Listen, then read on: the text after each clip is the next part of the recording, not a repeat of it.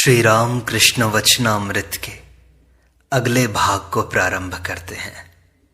श्री राम कृष्ण उत्साह के साथ ब्रह्म ज्ञान और भक्ति तत्व के समन्वय की चर्चा कर रहे हैं।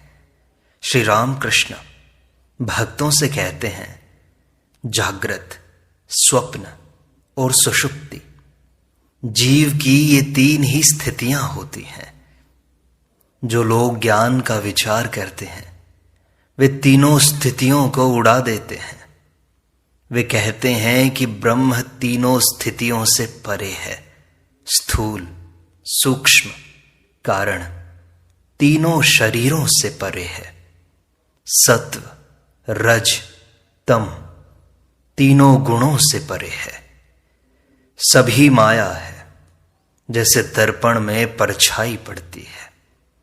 प्रतिबिंब कोई वस्तु नहीं है, ब्रह्म ही वस्तु है, बाकी सब अवस्तु।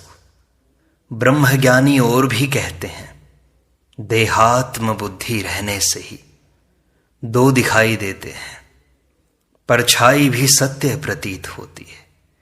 वह बुद्धि लुप्त होने पर सोहम, मैं ही वह ब्रह्म हूं, यह अनुभूति होती है। एक भक्त पूछता है, तो फिर क्या हम सब बुद्धि विचार का मार्ग ग्रहण कर लें?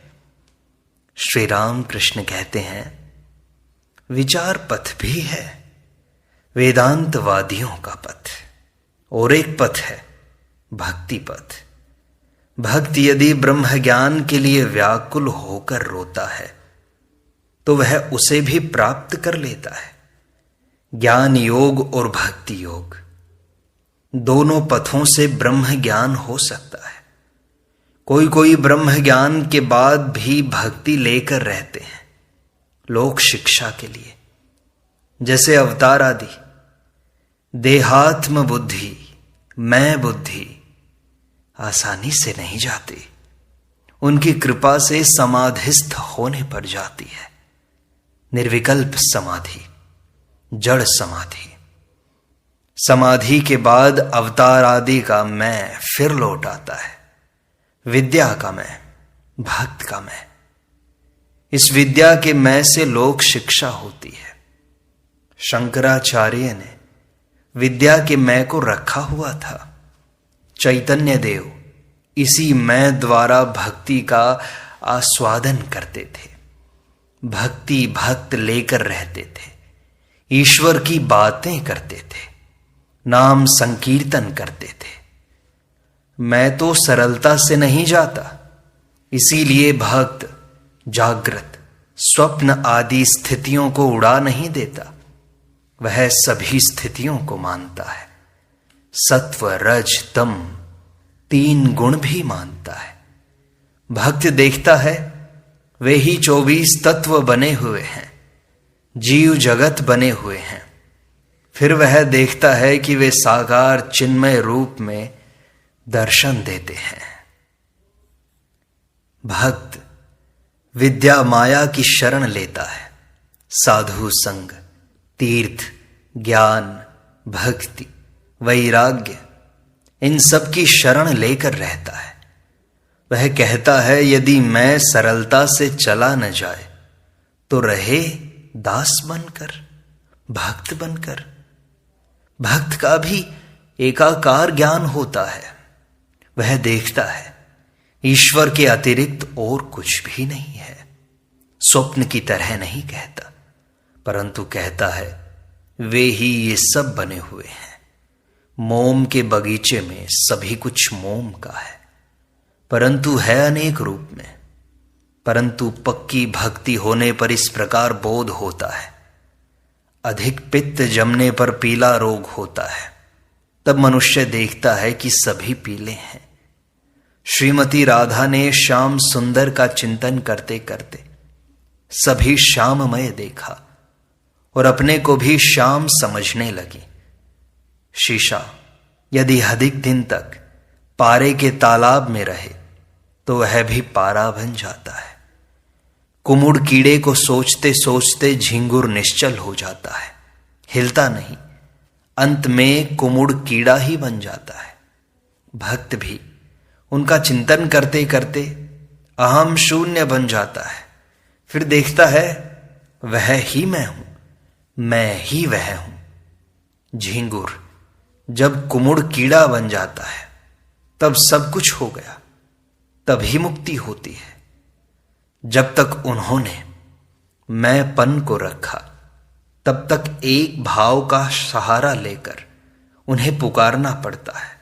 शांत, दासी, वात्सल्य, ये सब। मैं दासी भाव में 1 वर्ष तक था, ब्रह्ममयी की दासी। औरतों का कपड़ा, ओढ़ना, यह सब पहना करता था। फिर नथ भी पहनता था। औरतों के भाव में रहने से काम पर विजय प्राप्त होती है। उस आद्य शक्ति की पूजा करनी होती है, उन्हें प्रसन्न करना होता है। वे ही औरतों का रूप धारण करके वर्तमान है।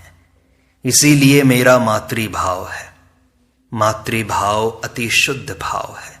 तंत्र में वामाचार की बात भी है, परंतु वह ठीक नहीं है, उससे पतन होता है। भोग रखने से ही भय है।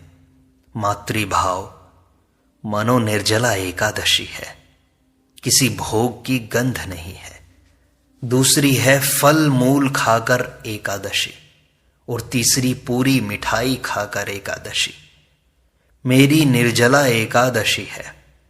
मैंने मातृभाव से 16 वर्ष की कुमारी की पूजा की थी। यह मातृभाव साधना की अंतिम बात है। तुम मां हो, मैं तुम्हारा बालक हूं, यही अंतिम बात है। सन्यासी की निर्जला एकादशी है। यदि सन्यासी भोग रखता है तभी भय है। कामिनी कांचन भोग है, जैसे थूक कर फिर उसी थूक को चाट लेना। रुपए, पैसे, मान, इज्जत, इंद्रिय सुख, ये सब भोग हैं। सन्यासी का स्त्री भक्त के साथ बैठना या वार्तालाप करना भी ठीक नहीं है। इसमें अपनी भी हानि है और दूसरों की भी। इससे दूसरे लोगों को शिक्षा नहीं मिलती, लोक शिक्षा नहीं होती। सन्यासी का शरीर धारण लोक शिक्षा के लिए है। गृहस्थ के ऋण हैं, देव ऋण, पितृ ऋण, ऋषि ऋण, फिर स्त्री ऋण भी है। 1-2 बच्चे होना और सती हो तो उसका प्रतिपालन करना। संसारी लोग समझ नहीं सकते कि कौन अच्छी स्त्री है और कौन बुरी, कौन विद्या शक्ति है और कौन अविद्या शक्ति। जो अच्छी स्त्री है, विद्या शक्ति है, उसमें काम, क्रोध आदि कम होता है, नींद कम होती है। वह पति के मस्तक को दूर ठेल देती है। जो विद्या शक्ति है उसमें स्नेह, दया, भक्ति, लज्जा आदि होते हैं। वह सभी की सेवा करती है वात्सल्य भाव से, और पति की भगवान में भक्ति बढ़ाने का यत्न करती है। अधिक खर्च नहीं करती, कहीं पति को अधिक श्रम न करना पड़े, कहीं ईश्वर के चिंतन में विघ्न न हो। भक्त पूछते हैं, महाराज हमारे उद्धार का उपाय क्या है? श्री राम कृष्ण कहते हैं, भक्ति ही सार है। फिर भक्ति का सत्व, भक्ति का रज, भक्ति का तम भी है। भक्ति का सत्व है दीनहीन भाव। भक्ति का तम मानो डाका पड़ने का भाव है। मैं उनका काम कर रहा हूं, मुझे फिर पाप कैसा? तुम मेरी अपनी मां हो, दर्शन देना ही होगा। भक्त कहते हैं, भक्ति का तम आप ही तो सिखाते हैं महाराज। श्री राम कृष्ण हंसते हुए कहते हैं, परंतु उनके दर्शन होने का लक्षण है भाई, समाधि होती है। समाधि 5 प्रकार की होती है। चींटी की गति, महावायु चींटी की तरह उठती है। मछली की गति, तिर्यक गति, पक्षी की गति, जिस प्रकार पक्षी एक शाखा से दूसरी शाखा पर जाता है। 5वीं बंदर की गति, मानो महावायु कूदकर माथे पर उठ गई और समाधि हो गई। और भी दो प्रकार की समाधि है। एक स्थित समाधि, एकदम बाह्य शून्य, बहुत देर तक संभव है, कई दिनों तक रहे। और दूसरी उन्मना समाधि, एकाएक मन को चारों ओर से समेट कर ईश्वर में लगा देना। तुमने यह समझा है ना? भक्त कहता है जी हां। भक्त फिर से पूछता है, क्या साधना द्वारा उन्हें प्राप्त किया जा सकता है? श्री रामकृष्ण कहते हैं, लोगों ने अनेक प्रकार से उन्हें प्राप्त किया है। किसी ने अनेक तपस्या, साधन, भजन करके प्राप्त किया है। यह है साधन सिद्ध। कोई जन्म से सिद्ध है, जैसे नारद, सुखदेव आदि, इन्हें कहते हैं नित्य सिद्ध। दूसरे हैं अकस्मात सिद्ध, जिन्होंने एकाएक प्राप्त कर लिया है। जैसे कोई आशा न थी, पर एकाएक नंद बसु की तरह धन मिल गया। और कुछ है स्वप्न सिद्ध, कृपा सिद्ध। यह कहकर श्री राम कृष्ण भाव में विभोर होकर गीत गा रहे हैं। भावार्थ उसका है, क्या श्यामा रूपी धन को सभी लोग प्राप्त करते हैं? अबोध मन नहीं समझता है, यह क्या बात है? श्री राम कृष्ण थोड़ी देर भावाविष्ट हो गए हैं। गिरीश आदि भक्तगण सामने बैठे हुए हैं। कुछ दिन पहले थिएटर में गिरीश ने अनेक बातें बताई थी। इस समय शांत भाव है। श्री राम कृष्ण गिरीश के प्रति कहते हैं, तुम्हारा यह भाव बहुत अच्छा है, शांत भाव। मां से इसीलिए कहा था, मां उसे शांत कर दो, मुझे ऐसा वैसा न कहे। गिरीश कहते हैं, न जाने किसने मेरी जीभ को दबाकर पकड़ लिया है, मुझे बात करने ही नहीं दे रहा है। श्री राम कृष्ण अभी भी भावमग्न है, अंतर्मुख है। बाहर के व्यक्ति, वस्तु धीरे धीरे मानो सभी को भूलते जा रहे हैं। जरा स्वस्थ होकर मन को उतार रहे हैं, भक्तों को फिर देख रहे हैं। श्री राम कृष्ण मास्टर को देखकर कहते हैं, ये सब वहां पर दक्षिणेश्वर में जाते हैं तो जाएं, मां तो सब कुछ जानती हैं। इसलिए भक्ति करो, भक्ति से ही तुम्हारा उद्धार होगा। अनन्य भक्ति करो। फिर थोड़ी देर में कुछ और भक्त आ गए। श्री राम कृष्ण उनके प्रति कहते हैं, आप लोगों से यही कहता हूं, आप दोनों करें, संसार धर्म भी करें और जिससे भक्ति हो वह भी करें। भक्त कहता है, क्या ब्राह्मण न होने पर मनुष्य सिद्ध होता है? श्री राम कृष्ण कहते हैं, क्यों? कलयुग में शूद्र की भक्ति की कथाएं हैं। शबरी, रैदास, गुहल, चांडाल, ये सब हैं। नारायण भक्त हंसते हुए कहते हैं, ब्राह्मण शूद्र सब एक हैं भाई। एक ब्राह्मण भक्त कहता है, क्या एक जन्म में होता है? श्री राम कृष्ण कहते हैं, उनकी दया होने पर क्या नहीं होता। 1000 वर्ष के अंधकार पूर्ण कमरे में बत्ती लाने पर क्या थोड़ा थोड़ा करके अंधकार जाता है? एकदम रोशनी हो जाती है। अतुल के प्रति कहते हैं कि तीव्र वैराग्य चाहिए, जैसे नंगी तलवार। ऐसा वैराग्य होने पर स्वजन काले सांप जैसे लगते हैं, घर कुएं जैसा प्रतीत होता है, और अंतर से व्याकुल होकर उन्हें पुकारना चाहिए।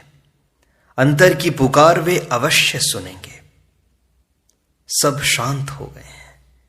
श्री राम कृष्ण ने जो कुछ कहा एकाग्र चित्त से सुनकर सभी उसी पर चिंतन कर रहे हैं। श्री राम कृष्ण कहते हैं, क्यों? वैसी दृढ़ता, व्याकुलता नहीं होती। एक भक्त कहते हैं, मन कहां ईश्वर में रह पाता है महाराज? श्री राम कृष्ण कहते हैं, अभ्यास योग। प्रतिदिन उन्हें पुकारने का अभ्यास करना चाहिए। एक दिन में नहीं होता, रोज पुकारते पुकारते व्याकुलता आ जाती है। रात दिन केवल विषय कर्म करने पर व्याकुलता कैसे आएगी? यदु मल्लिक शुरू में ईश्वर की बातें अच्छी तरह सुनता था, स्वयं भी कहता था, आजकल अब उतना नहीं कहता। रात दिन चापलूसों को लेकर बैठा रहता है, केवल विषय की बात है। सायंकाल हुआ, कमरे में बत्ती जलाई गई, श्री रामकृष्ण देवताओं के नाम ले रहे हैं, गाना गा रहे हैं, कीर्तन कर रहे हैं, कह रहे हैं हरि बोल हरि बोल हरि बोल। फिर कहते हैं राम राम राम। फिर कहते हैं नित्य लीलामयी ओ मां, उपाय बता दो मां, शरणागत शरणागत शरणागत। एक भक्त तेज चंद्र को कहते हैं तू जरा पास आकर बैठ। तेज चंद्र पास बैठे। थोड़ी देर बाद मास्टर से कान में कह रहे हैं कि मुझे जाना है। श्री रामकृष्ण मास्टर से पूछते हैं क्या कह रहा है ये? मास्टर कहते हैं घर जाना है ये कह रहा है। श्री रामकृष्ण कहते हैं मैं इन्हें इतना क्यों चाहता हूं जानते हो? ये निर्मल पात्र है, विषय बुद्धि प्रविष्ट नहीं हुई है। विषय बुद्धि रहने पर उपदेशों को धारण नहीं कर सकते। नए बर्तन में दूध रखा जा सकता है, दही के बर्तन में दूध रखने से खराब हो जाता है। जिस कटोरी में लहसुन घोला हो उस कटोरी को चाहे 1000 बार धो डालो, लहसुन की गंध नहीं जाती। अगले दिन श्री राम कृष्ण भक्तों के साथ सत्संग कर रहे हैं। कहते हैं जीव कोटि और ईश्वर कोटि दो हैं। जीव कोटि की भक्ति वैधि भक्ति है, इतने उपचार से पूजा की जाएगी, इतना जप और इतना पुरस्चरण किया जाएगा। इस वैधि भक्ति के बाद है ज्ञान, इसके बाद है लय, इस लय के बाद फिर जीव नहीं लौटता। ईश्वर कोटि की बात और है, जैसे अनुलोम और विलोम। नेति नेति करके वह छत पर पहुंचकर जब देखता है कि छत जिन चीजों की चूना, सुर्खी और ईंटों की बनी हुई है, सीढ़ी भी उन्हीं चीजों की बनी हुई है, तब वह चाहे तो छत में रह जाए, चाहे चढ़ना उतरना जारी रखे, वह दोनों ही कर सकता है। शुकदेव समाधिस्थ थे, निर्विकल्प समाधि, जड़ समाधि हो गई थी। भगवान ने नारद को भेजा, परीक्षित को भागवत सुनाना था। उधर नारद ने देखा कि शुकदेव जड़ की तरह बाह्य चेतना से रहित बैठे हुए हैं। तब नारद वीणा बजाते हुए 4 श्लोकों में श्री भगवान के रूप का वर्णन गाने लगे। जब वे पहला श्लोक गा रहे थे तब शुकदेव को रोमांच हुआ, क्रमशः आंसू बहने लगे, भीतर हृदय में चिन्मय स्वरूप के दर्शन होने लगे। जड़ समाधि के पश्चात फिर रूप के दर्शन भी हुए। शुकदेव ईश्वर कोटि के थे। हनुमान ने साकार और निराकार दोनों के दर्शन कर लेने के पश्चात श्री राम की मूर्ति पर अपनी निष्ठा रखी थी। चिदघन आनंद की मूर्ति वही श्री राम की मूर्ति है। प्रहलाद कभी तो सोहम देखते थे और कभी दास भाव में रहते थे। भक्ति न लें तो क्या लेकर रहें, इसीलिए सेवक और सेव्य का भाव लेना पड़ता है। तुम प्रभु हो, मैं दास हूं, यह भाव हरि रसास्वादन के लिए। रस रसिक का यह भाव है, हे ईश्वर तुम रस हो, मैं रसिक हूं। भक्ति के मैं में, विद्या के मैं में तथा बालक के मैं में दोष नहीं। शंकराचार्य ने विद्या का मैं रखा था लोक शिक्षा के लिए। बालक के मैं में दृढ़ता नहीं। बालक गुणातीत है, वह किसी गुण के वश नहीं। अभी अभी वह गुस्सा हो गया, थोड़ी देर में कहीं कुछ नहीं है। देखते ही देखते उसने खेलने के लिए घरौंदा बनाया, फिर तुरंत ही उसे भूल भी गया। अभी तो खेलने वाले साथियों को वह प्यार कर रहा है, फिर कुछ दिनों के लिए अगर उन्हें न देखा तो सब भूल भी गया। बालक सत्व, रज और तम किसी गुण के वश में नहीं है। तुम भगवान हो, मैं भक्त हूं। यह भक्तों का भाव है। यह मैं भक्ति का मैं है। लोग भक्ति का मैं क्यों रखते हैं? इसका कुछ अर्थ है। मैं मिटने का तो है ही नहीं, तो फिर वह पड़ा रहे दास का मैं, भक्त का मैं होकर। लाखों विचार करो, पर मैं नहीं जाता।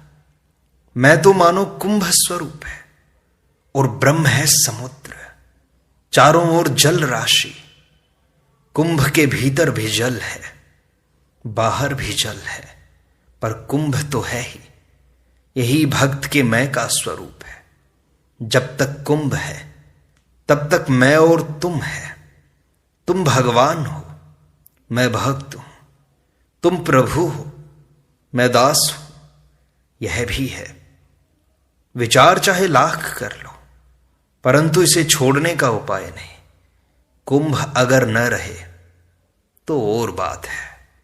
जब तक अहंकार नहीं छूटेगा तब तक मोक्ष प्राप्त नहीं होगा, ईश्वर प्राप्ति नहीं होगी, उस ब्रह्म में लीन नहीं हो पाओगे। कलयुग में भक्ति से अहंकार छूट सकता है यदि हम निष्ठापूर्वक भक्ति करें तो। इसीलिए भक्ति पर बल दो, प्रभु शरण हो जाओ। इस प्रकार श्री राम कृष्ण वचनामृत का यह भाग यहीं संपूर्णता को प्राप्त होता है। शेष अगले अंक में।